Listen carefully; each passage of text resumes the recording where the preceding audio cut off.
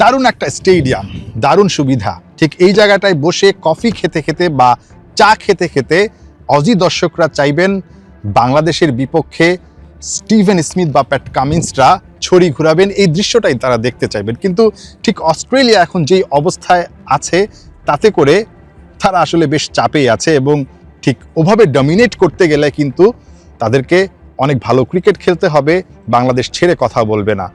বাংলাদেশের বিপক্ষে অস্ট্রেলিয়া কতটুকু চাপে আছে সেটা কিন্তু প্র্যাকটিসের সময়টা আজকে অনেকটাই বোঝা গেছে। মার্নাস লাবুশেইন বা অন্যান্য যারা ব্যাটসম্যান আছেন নেটে ব্যাট করছিলেন তাদেরকে কোচ রীতিমতো হাতে ধরে ব্যাটিংটা শেখাচ্ছেন। দেখে মনে হচ্ছিল তারা সেই এইজ লেভেলের যে ক্রিকেটার তাদের মতো। ব্যাটিংটা যেন তারা ভুলে গেছেন, হ্যান্ড আই কোঅর্ডিনেশন কীভাবে হবে, ব্যাটটা কিভাবে ধরবেন, ঘাটটা কতটুকু রাখবেন, এই বিষয়গুলো তাদেরকে দেখাচ্ছিলেন কোচিং স্টাফরা। বাংলাদেশের বিপক্ষে প্রথম ইনিংসে যেভাবে তারা আসলে ব্যাটিং বিপর্যয়ে পড়েছেন বা বাংলাদেশের পেসাররা বা বোলাররা যেভাবে আসলে ছড়িটা ঘুরিয়েছে, তাতে করে অস্ট্রেলিয়ার ব্যাটিং লাইন আপটা নিয়ে কোচিং স্টাফরা বা টিম ম্যানেজমেন্ট অনেক বেশি দুশ্চিন্তায় আছে। প্যাট কামিন্স কিংবা স্টিভেন স্মিথরা এখানে আসার পর, অর্থাৎ প্র্যাকটিসে আসার পর এখানকার যারা খুদে ক্রিকেটার আছেন, শিশুরা আছেন, তারা তাদেরকে ঘিরে ধরেছেন এবং তাদেরকে আইডল মানেন। দিন শেষে আইডলদের যখন এই অবস্থা বা বাংলাদেশের বিপক্ষে যখন তারা আসলে হাবুডুবু খাচ্ছেন, এটা হয়তো বা তারা খুব ভালো চোখে দেখছেন না। তাদের অটোগ্রাফ বা ফটোগ্রাফ সব কিছুই আসলে নিয়েছেন, খুশি মনে ফিরে গেছেন। তবে এই মাঠ থেকে এই দর্শকরা নিঃসন্দেহে বাংলাদেশের বিপক্ষে একটা জয় দেখে ফিরতে চাইবেন।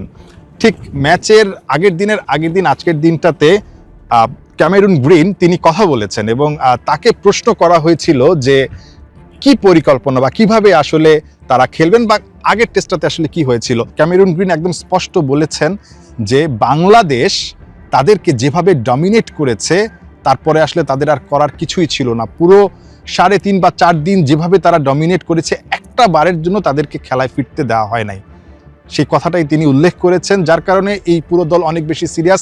বাংলাদেশ দল যখন প্র্যাকটিস করছিল তখন আসলে ট্রাভিস হেড বা বিও ওয়েবস্টার তারা হেঁটে যাচ্ছিলেন বাংলাদেশের প্র্যাকটিসের দিকে, আর চোখে মাথা ঘুরিয়ে বিভিন্নভাবে তাকাচ্ছিলেন, দেখছিলেন এই দলটা আসলে কিভাবে এতটা ভালো করছে, এখানেও কি একই রকম তারা পারফর্ম করবেন। যদি তেমনটা হয়, অস্ট্রেলিয়ার ক্রিকেট ইতিহাসের সবচাইতে কলঙ্কজনক অধ্যায়টা কিন্তু এই ম্যাকাইতে, এই গ্রেট ব্যারিয়ার রিফ অ্যারেনাতে হতে যাচ্ছে। নিঃসন্দেহে তারা অনেক বেশি ভয়ে আছে, নিঃসন্দেহে তারা অনেক বেশি সাবধানী হয়ে আছে।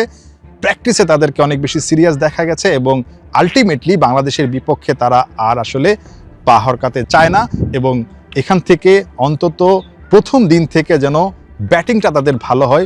ব্যাটিংয়ের যে সমস্যাটার কারণে তারা ভুগেছিল সেটা থেকে আসলে বেরিয়ে আসতে চায় এবং এখানকার কন্ডিশনটা তারা কাজে লাগাতে চায়। সবচেয়ে বড় কথা, তাদের ম্যাক্সিমাম ক্রিকেটারই কিন্তু এখানে লাল বলে খেলার অভিজ্ঞতাটা নেই। সেটাই আসলে ক্যামেরুন গ্রিন বলছিলেন যে লাল বল আর সাদা বল কিন্তু এক না। এখানটায় তারা 431 বা 32 রানের একটা বড় ইনিংস আছে ওয়ানডেতে সাউথ আফ্রিকার বিপক্ষে। তবে সেই আত্মবিশ্বাসটা লাল বলেও যে খুব বেশি কাজে দিবে তিনি সেটা বিশ্বাস করছেন না। সবচেয়ে বড় কথা, বাংলাদেশ এখন ড্রাইভিং সিটে আছে আর অস্ট্রেলিয়া অনেকটাই ব্যাকফুটে আছে। সেখান থেকে বেরিয়ে আসতে হলে প্রথম দিন থেকেই আসলে মেন্টাল যেই ব্যারিয়ারটা বা মানসিক যেই বাধাটা সেটা কাটাতে হবে। সেই মানসিক বাধা কাটানোর প্রস্তুতি কিংবা ব্যাট বলের প্রস্তুতিতে অস্ট্রেলিয়াকে অনেক বেশি সিরিয়াস মনে হয়েছে এই গ্রেট ব্যারিয়ার রিফ অ্যারেনাতে। নাহিয়ান বিন জসিম, 71, ম্যাকাই, অস্ট্রেলিয়া।